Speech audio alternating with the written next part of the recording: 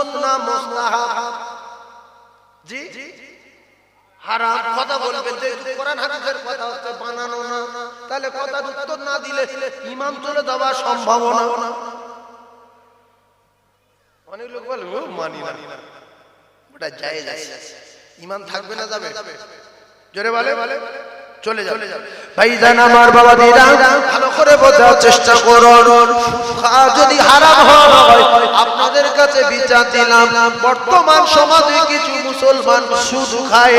যারা সুদ খায় এরা কুকুরের গু, শুকুরের গু, গরুর গুতে আরো মানুষের গুতে আরো ডেঞ্জারের হারাম খায়।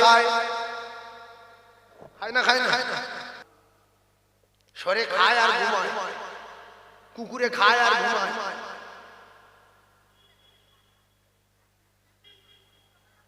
আমাদের ওই বাচ্চা তৈরি করার জন্য, খাওয়ার জন্য আর ঘুমানোর জন্য আল্লাহ পাঠাই নাই। আল্লাহ পাঠিয়েছে ইল্লা লিয়াবুদুন, আল্লাহ দাসত্ব আর গোলামি করার জন্য, ইবাদত করার জন্য পাঠিয়েছে। আমাদের চেয়ে কুকুরে অনেক বেশি বাচ্চা দেয়। আমাদের একটা হয় কুকুর 7-8টা। কুকুর সারাদিন ঘুমায়, মানুষও ঘুমায়। কুকুর খেয়ে ঢলে ঢোল, মানুষ ঢলে। আল্লাহ বলছে তোর ইবাদত করার জন্য পাঠিয়েছি, শুধু ইবাদত করার জন্য। যারা জানে বোঝে মানে না, এরা তো কুত্তাও না, তাতে আরো খারাপ। বালমান আদাল উলাইকুমুল গাফিলুন। ঠিক আছে, ভালো হয়ে যায়, ভালো হয়ে যান। ভাইজান আমার বাবাদিরা, আল্লাহর কোরআন যদি সত্য হয়, ও যুবকেরা, জনেরা, মায়েরা, বোনেরা, বেটিরা, আল্লাহর কোরআন যদি সত্য বলে আপনারা মানেন, তাহলে একটা কাজ করতে হবে। কুকুরের রুজি দেয় আল্লাহ, শুকরের রুজি দেয় আল্লাহ, গরুর রুজি দেয় আল্লাহ, পশুর রুজি দেয় আল্লাহ, ছাগলের রুজি দেয় আল্লাহ। কলিজার টুকরা ভাইরা, আল্লাহ পাক মানুষের জন্য বললেন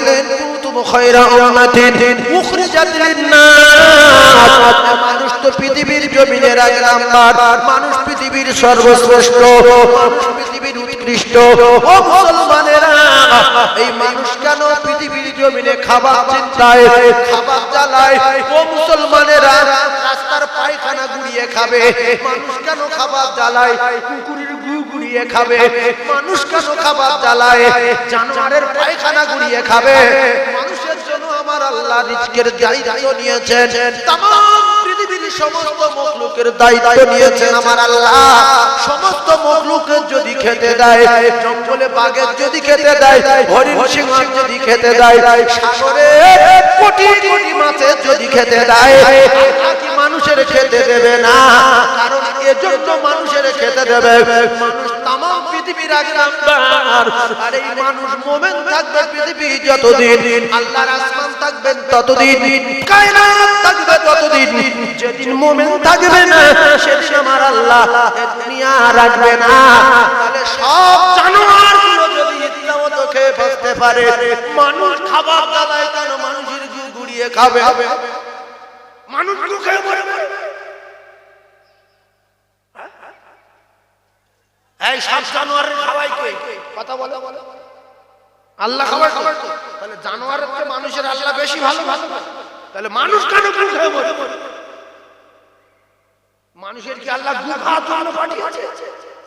মানুষ রসগোল্লা খাবে, দানাদার খাবে, লেডিকেন খাবে, ভাত খাবে, সরু চালের ভাত, মোটা চালের ভাত।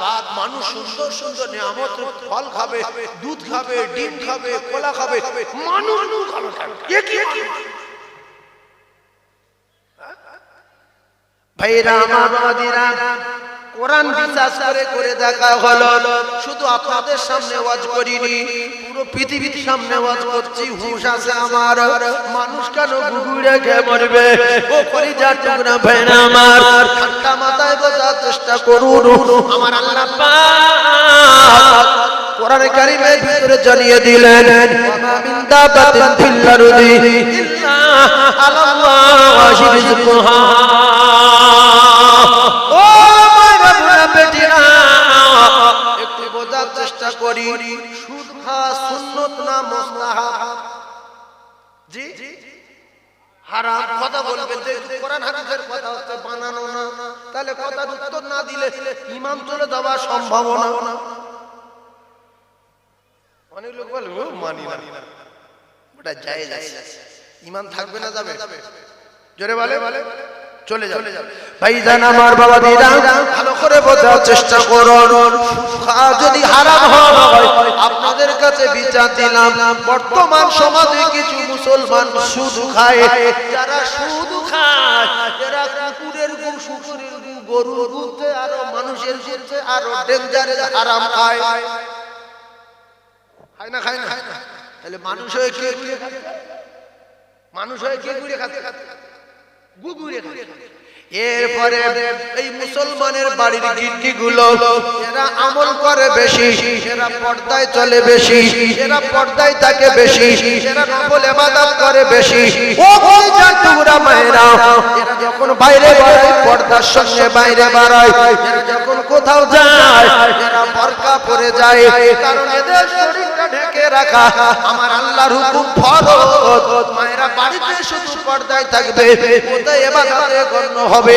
আমাদের বেঈমান করে দেওয়ার জন্য বড় বড় বুদ্ধিজীবী, বড় বড় বৈজ্ঞানিক কোরআন রিসার্চ করে দেখলো, কোরআনে বলা আছে ওয়ালা তাহিনু ওয়ালা তাহজানু ওয়া আনতুমুল আলাউনা ইন কুনতুম মুমিনিন।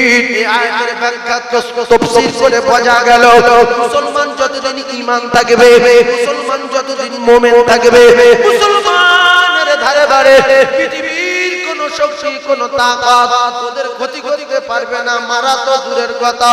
সুতরাং মুসলমান মূর্খ বেশি, মুসলমান চোর বেশি, মুসলমান লুবি বেশি। মুসলমান পাড়ায় যাও আর মুসলমানদের গিন্নিগুলো টাকা লোভ দেখাও, ওরা ওদের স্বামীদের বোঝা। মুসলমানের গিন্নিগুলো বিপর্দা করতে পারলে এদের সংসার ধ্বংস হবে, এদের বাচ্চা কাচ্চাগুলো শেষ হয়ে যাবে, এদের বাচ্চা কাচ্চাগুলো হারাম রক্ত পয়দা হবে। আর মুসলমানের গিন্নির স্বামী এর ঠিকানা জাহান্নাম হবে। আর মুসলমানের ওই স্বামীর বাপ শ্বশুর, ওই শ্বশুরটা এই নোংরা নারীর হাতে খেয়ে ঈমান আমল শেষ হয়ে যাবে, শাশুড়ি জাহান্নামের টিকিট পাবে।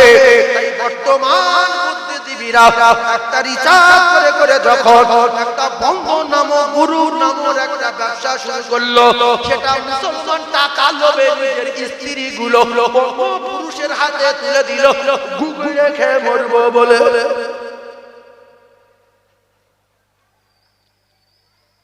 সুদ খাওয়া সুন্নত না মুস্তাহাব?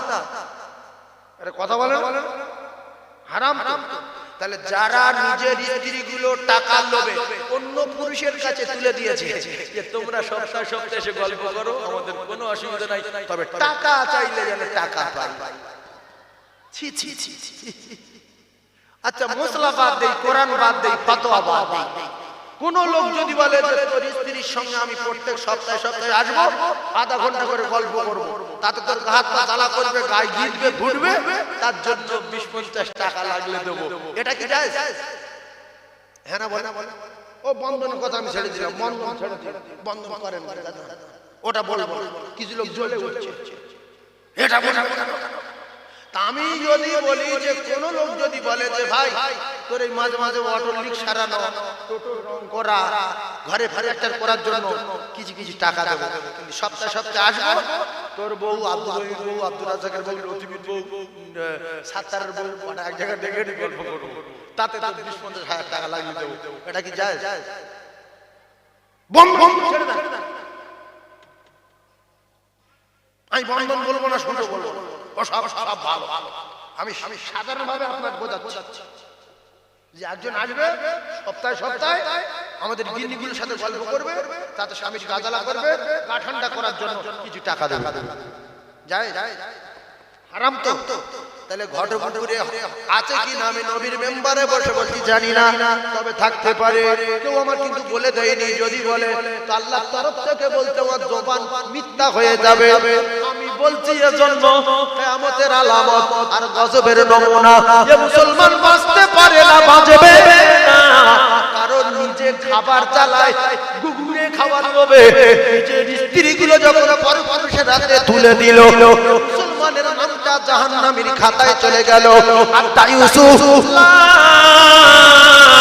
ইয়াদখুলুল জান্নাহ, যে স্বামী তার স্ত্রীকে পর্দায় না রেখে, যে স্বামী তার নিজের পোশাকে পর্দায় না রেখে, নিজের পোশাকে আলমারি না রেখে, নিজের পোশাকে বাক্সের ভিতরে না রেখে, ওই স্বামীটা মূর্খ স্বামী, জাতির কলঙ্ক স্বামী যদি তার নিজের পোশাকে রাস্তায় ফেলে দেয়, একমাত্র গাঁজাখোর কিংবা মদখোর ছাড়া এই রকম নোংরা কাজ করতে পারে না। নিজের পোশাক খুলে নিয়ে রাস্তায় ফেলে দেয়। আল্লাহ পাকের কোরআন জানালেন, হুন্না লিবাসুল লাকুম ওয়া আনতুম লিবাসুল লাহুন্না। চেষ্টা করুন, আমার স্ত্রী আর আমি উভয়কে আমার আল্লাহ পোশাক বানিয়েছে। হুন্না লিবাসুল লাকুম ওয়া আনতুম লিবাসুল লাহুন্না।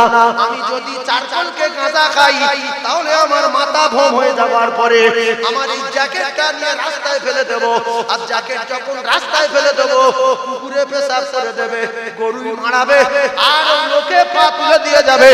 আর দুটো একটা ভালো লোক আছে, দেখছে মালটা তো 750 টাকা দাম, লে তুলে বেরিয়ে যাই, মালটা ভালো আছে, এজন্য ঘিন্নি হলো আমার আপনার পোশাক। কথা ঠিক না ভুল? গিন্নি আমার আপনার স্ত্রী প্রত্যেকের উভয়ের পোশাক বানিয়েছে কে? জোরে বলেন কে? হুন্না লিবাসুল লাকুম ওয়া আনতুম লিবাসুল লাহুন্না। আপনার স্ত্রী আপনার পোশাক, আর আপনার স্ত্রী আপনার পোশাক, আর আপনি স্বামী স্ত্রীর পোশাক। তাহলে আমি গাঁজা যদি খাই তাহলে এই পোশাকটা আমার পোশাকটা রাস্তায় ফেলে রাখবো, ঘটবড় চৌমাথায় ফেলে রাখবো, সবাই মারাবে, সবাই পা তুলে দেবে, কুকুরে পেশাব করবে, গরুই মারাবে। আর আমার যদি জ্ঞান কমই ভালো থাকতো, আমি আমার পোশাকটা যদি আলমারিতে তুলে রাখতাম, আল্লাহয় রাখতাম, ওই কুকুর সরকারের বাবার ক্ষমতা নাই আমার পোশাক এসে পা তুলে দেবে। আমার পোশাক আমার জায়গা, আমার পোশাক কোথায়? জায়গা আছে, বাক্সের ভিতরে আছে। কুকুর দাবায় উঠলে বলে উঠতে হবে, কুকুর কারো দাবায় ওঠে, বারান্দায় যায়, হয়তো খুব জোর একটু বাড়ি হলো ওইভাবে ছুট। আর এই জামা যদি রাস্তায় ফেলে দেয়, কুকুর বলবে ঠ্যাং ঠ্যাং ঝেড়ে ঝেড়ে, কালো মতো কি দেখা যাচ্ছে, ঝেড়ে ঝেড়ে গরু এসে মারাবে। সেজন্য আপনার স্ত্রী হলো আপনার পোশাক। আপনি যদি ছেড়ে দেন টাকা লোভে, আল্লাহ পাকের কোরআন জানিয়ে দিলেন, হুন্না লিবাসুল লাকুম ওয়া আনতুম লিবাসুল লাহুন্না। রাগ করলে হবে না, কথা মাথায় রাখতে হবে। আমার আল্লাহ পাক কোরআনে কারীমের ভিতরে জানালেন, ওয়া মা মিন দাব্বাতিন ফিল আরদি ইল্লা আলাল্লাহি রিজকুহা। কেন আপনারা কোরআন বিশ্বাস করেন না? আল্লাহ রুজি দেবে বলেছে, কেন আপনারা মানেন না? আপনার স্ত্রী আপনার দায়িত্ব রাখতে হবে, আল্লাহ পাক জিম্মা দিয়েছেন, কেন আপনি মানেন না?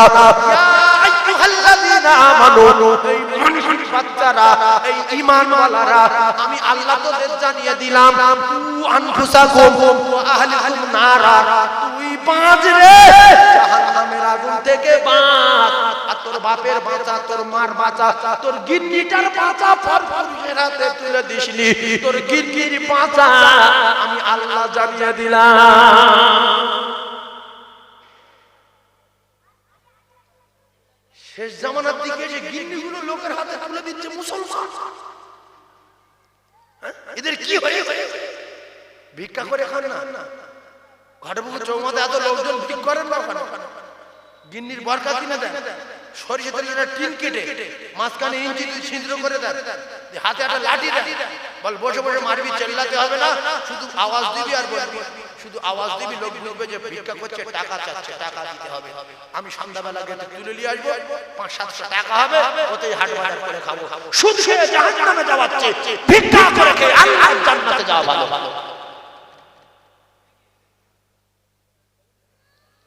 কথা ঠিক বলছি না ভুল বলছি? কেউ যদি সুদ খেয়ে জাহান্নামে যায়, ভিক্ষা করে খেয়ে জান্নাতে যাওয়া ভালো না খারাপ? আবার নোংরা নারীরা বেরেন খাটিয়েছে, নোংরা নারীরা বেরেন খাটিয়ে বলছে, যদি আমি বন্ধন না করতাম টোটো কিনতো কি করে, আমি বন্ধন যদি না করতাম ঘর প্লাস্টার করতো কি করে, ছেলে মেয়েদের মানুষ করতাম কি করে, সুবিধা অসুবিধা 20-50 হাজার 1 লাখ টাকা পাই, এইটা কোথায় পেতাম? নোংরা নারী জাতির কলঙ্ক, শুধু করো নারী।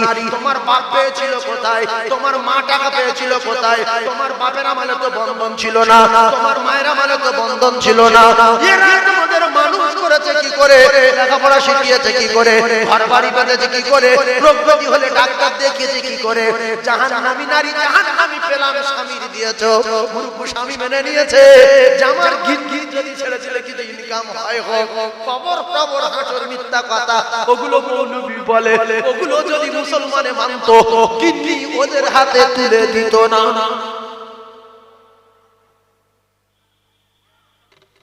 আপনাদের টাউনে বলে আপনারা হয়তো বোঝেন না, গরিব এলাকাগুলো দেখেন সব লোক দেখে দেখে দখল করে ফেলে। তবে আপনার এলাকায় ঢুকবে লিখে রেখে এসে বোঝাবে, এসে বোঝাবে যে গিন্নিগুলো তুলে দাও, সুবিধা অসুবিধা টাকা পাবে, এসে বোঝাবে, বুঝিয়ে 15-16টা করে মেয়ে এক জায়গায় করবে, করে ওদের ভিতরে চয়েস করবে যেটা সবচেয়ে ভালো সেইটার গ্রুপের হেড করবে। আর টেরি নেলা কালো বাঁকা ওদের বলবে তোরা শুধু টাকা লাগা, আর এইটা হেড কেন, কলকাতা যেতে হবে, এয়ারপোর্টে যেতে হবে, ধর্মতলা মিটিং করতে হবে, কালো কালো বেটে টেরি হলে মানাবো না, আমাদের সঙ্গে সেটিং করার জন্য এই 16টার ভিতরে যেটা সবচেয়ে সুন্দর দেখতে ওর হেড করবো, কেন ওর আমাদের সঙ্গে ঘুরলে তবে মানাবে।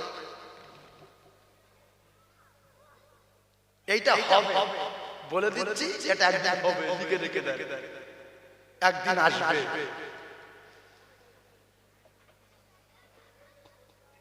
ঠিক একদিন আসবে না, আসবে না মানে আসছে, আচ্ছা আসুক আসুক, ধরে নেন ধরে নেন, বুঝতে পারবেন বেশি দিনের জন্য না, দুটো পায়ে ধরে বলছি গিন্নিকে পর্দায় রাখে, আপনার স্ত্রীর দায়িত্ব আপনার, গ্রামের লোকের না, আপনার সন্তানের দায়িত্ব আপনার, গ্রামের লোকের না। আপনি কি এটা বোঝেন? মায়েদের পেটে যখন বাচ্চা আসে 3 ভাগ স্বামী বোঝেন, জানে মেলামেশা করলে বাচ্চা হয়ে যায়, কি কায়দায় হচ্ছে কি হচ্ছে মুখ বোঝ কি করে হচ্ছে না খবর রাখার দরকার আছে না। মায়েদের পেটে যখন সন্তান আসে কেতাবে লেখা ওই মা জননীরা অসুস্থ হয় না, যেটা মাসে মাসে অসুস্থ হয়ে যায়, পেটে সন্তান আসলে আর অসুস্থ হয় না, ওই তারটা নিয়ে বাচ্চার পেটের সঙ্গে লাগিয়ে দেওয়া হয়। কেতাবে লেখা মা জননী যে খাদ্য খানা খায়, এইবারে ওর থেকে যে রক্তটা হয় ওই রক্তটা আল্লাহ বাচ্চার খাদ্য হিসাবে বাচ্চার পেটে পাঠিয়ে দেয়। তাহলে মায়ের রক্ত কার খাদ্য? কথা বলে বাচ্চার খাদ্য। এজন্য রাসূলুল্লাহ বলেছেন মায়েদের পেটে যখন সন্তান আসবে মায়েদের খানা চেক করে করে খেতে হবে। আমি যদি চোরের মাল খাই, হারাম মাল খাই, সুদের মাল খাই, ওটাই রক্ত তৈরি হবে, সেই রক্তটা বাচ্চার খাদ্য হয়ে যাবে, বাচ্চাটার রক্ত তালি হারাম রক্ত তৈরি হবে। এই জন্য 20 বছরের নিচে যে বাচ্চা কাচ্চাগুলো আসছে 100-র ভিতরে 90টা ছেলে দেখবেন বিয়াড়া, এরা বিড়ি খাচ্ছে, এই সাইজ দম টানতে টানতে সেখানে বিড়ি টানছে, আর একটু বড় হলো গাঁজা খাচ্ছে। এই 20 বছরের উপরে ছেলেগুলো দেখেন কি আদবি, এখনো এরা এদের সম্মান, এদের আদর্শ, এদের চরিত্র সম্পূর্ণ আলাদা। 100-র ভিতরে 90টা ছেলে আলাদা, আর এই 20 বছরের নিচে 100-র ভিতরে 90টা ছেলে অন্যরকম হয়ে গেছে। এরা মানুষকে মানুষ বলে মানে না, দাম দেয় না, না বাপের মানে, না মায়ের মানে, না কিনা আলেম আলামার মানে, না বড়দের মানে, এরা অন্যরকম হয়ে গেছে। এরা ছেঁড়া শুট করে হাতে মোবাইল নিয়ে চুল অন্যরকম কেটে যেন পাগলা হয়ে যায়, কারণ এদের খাওয়া দাওয়া খারাপ হয়েছে। ভিত যদি 3 ইঞ্চি হয়, উপরে যদি 20 ইঞ্চি চাপায় পারে, টাকা পয়সা হলে অকাল মৃত্যু আর সম্ভব না আছে। ভিত দিয়েছে কত? মুখে বলে 3 ইঞ্চি, আর এবারে ফুরফুরাতে পিলি আসছে, ফুরফুরা পিলে এদের উপরে ভিত দিচ্ছে 40 ইঞ্চি। এর লোড টানতে পারবি কি? কারণ ভিতে কত? 3 ইঞ্চি। মানে ওর মা বন্ধনের টাকা তুলেছে আর খেয়েছে, সেই রক্তই বাচ্চা তৈরি হয়েছে। ওর ভিত 3 ইঞ্চি।